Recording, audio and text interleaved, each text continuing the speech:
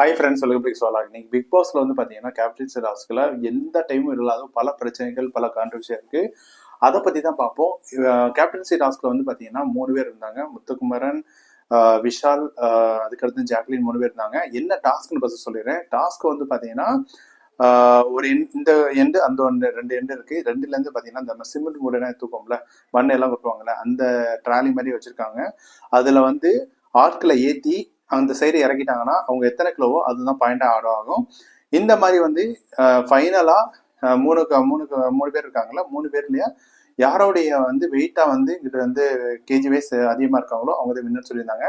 இதுல வந்து பாத்தீங்கன்னா ஃபர்ஸ்டே வந்து பாத்தீங்கன்னா விஜய் விஷாலுக்கு நல்ல சப்போர்ட், அதனால தான் இந்த கேம் கொண்டாந்தாங்களாம் தெரியல. அவங்களுக்கு வந்து பாத்தீங்கன்னா ரஞ்சித் இருந்தாங்க, அன்ஷித் இருந்தாங்க, ஜெஃப்ரி இருந்தாங்க, அருண் இருந்தாங்க, எல்லாமே நல்ல சப்போர்ட். அதனால வந்து பாத்தீங்கன்னா இவங்களுக்கு இருந்தாங்க. ஜாக்லிக்கு வந்து பாத்தீங்கன்னா கோவா கேங்கே சப்போர்ட் பண்ணாங்க. முத்துக்குமரன் வந்து பாத்தீங்கன்னா சப்போர்ட் பண்ணது மஞ்சரி மட்டும்தான். ராணுவ நான் சப்போர்ட் தாரேன்னு சொல்லியிருந்தாரு. ஆனா அவருக்கு தெரியும் அந்த அவர் வந்து விஷால்ட்டே ஃபர்ஸ்ட் சப்போர்ட் தாரேன்னு சொல்லிட்டாரு.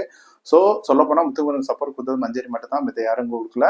இந்த கேம் ஸ்டார்ட் ஆகுது. ஸ்டார்ட் ஆனதும் பாத்தீங்கன்னா விஷால் 2 பேரும் கொண்டு போயிட்டாங்க. அதுக்கடுத்து வந்து ஜாக்லின் 2 பேரும் கொண்டு போயிட்டாங்க. மூணாவதுல வந்து பாத்தீங்கன்னா ராணுவ வந்து வர சொல்றாங்க.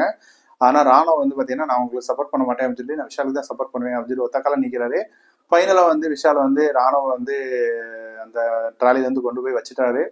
பாத்தீங்கன்னா ஃபைனல் வின் ஆயிடுறாரு. எவ்வளவு பாயிண்ட் வின் ஆனான்னு பாத்தீங்கன்னா விஷால் வந்து 360 பாயிண்டும், இவர் வந்து 310 பாயிண்டும், 320 பாயிண்டும் ஜாக்லின் ஆனாங்க. முத்துக்குமரன் இதுல பங்கெடுக்கல. ஏன்னா யாருமே சப்போர்ட் பண்ண தெரியல. அப்படி சப்போர்ட் பண்ணாத கேம்ல நம்ம ஏன் விளாடணும் சொல்லி வந்து ஒதுங்கிட்டாரு. இதுல வந்து பல கான்ட்ராக்ட்ஸ் இருக்கு. என்னன்னா விஷாலுக்கு வந்து பாத்தீங்கன்னா பிளான் பண்ணி வேற பிசிக்கல் டாஸ்க் இந்த மாதிரி கொடுத்திருந்தா பரவாயில்ல. இது இன்டென்ஷனா விஷாலுக்கு உள்ளர சப்போர்ட் இருக்கு அப்படின்னு தெரிஞ்சு விஜய் டிவியே வந்து கொடுத்துருக்காங்கன்னு நினைக்கிறேன். ஏன்னா விஜய் டிவி ப்ராடக்ட் வந்து ஜாக்லின் அண்ட் விஷாலுக்கு வந்து அதிக ஃபேன்ஸ் இருக்காங்க. ஸோ இவங்க 2 பேர்ல கேப்டன்சி வருவாங்க. ஏன்னா முத்துக்குமரனுக்கு வந்து எல்லா டீம்மேட்ஸுமே முரண்பாடு இருக்கு. அவர் வந்து ஸ்ட்ரைட் ஃபார்வர்டா பேசுறதுனால கண்டிப்பா கேப்டன்சி ஆக்க மாட்டாங்க அப்படின்னு சொல்லி தெளிவா வந்து பிளான் பண்ணி கொடுத்துருக்காங்க. இதுல வந்து நீங்க என்ன நினைக்கிறீங்க, யார் கேப்டனா இருப்பீங்க அப்படின்னு சொல்லி கமெண்ட் பண்ணுங்க. ஏன்னா முத்துக்குமருக்கு இது தெளிவா தெரியும். இந்த வாரம் வந்து அவர் கேப்டன்ஸ் ஆகாததும் ஒரு நல்ல விஷயம் தான். இதுல ஏதாவது மிஸ்டேக் பண்ணி ஏதாவது தப்பான வெளியில ப்ரொஜெக்ட் பண்றதுக்கு வாய்ப்பு இருக்கு. இருந்தாலும் வந்து பாத்தீங்கன்னா ஓட்டிங்ல வந்து நல்லா அடிச்சு தும்சம் பண்ணுவார்னு நினைக்கிறேன்.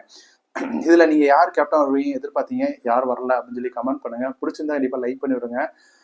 மறக்காம சேனல் சப்ஸ்கிரைப் பண்ணிட்டு நம்ம இதுல வந்து போல் கொஸ்டின்ஸ் அதிகமா கேட்கிறோம். அதெல்லாம் கண்டிப்பா சப்போர்ட் தாங்க. எப்பவும் வர நம்ம கேட்குற கொஸ்டின் எல்லாமே சூப்பரா பண்றீங்க.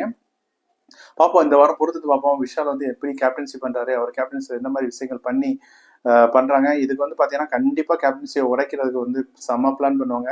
ஏன்னா இது வந்து ஒரு ஸ்ட்ராட்டஜிக்கா ஒரு கேங்குள்ள நடக்கிற விஷயம் தான். கண்டிப்பா அது பிளான் பண்ணி கேப்டன்சி தூக்க பார்ப்போங்க. பொறுத்து பார்ப்போம். இந்த வீடியோ பிடிச்சிருந்தா கண்டிப்பா லைக் பண்ணிவிடுங்க. தேங்க்யூ நண்பர்களே.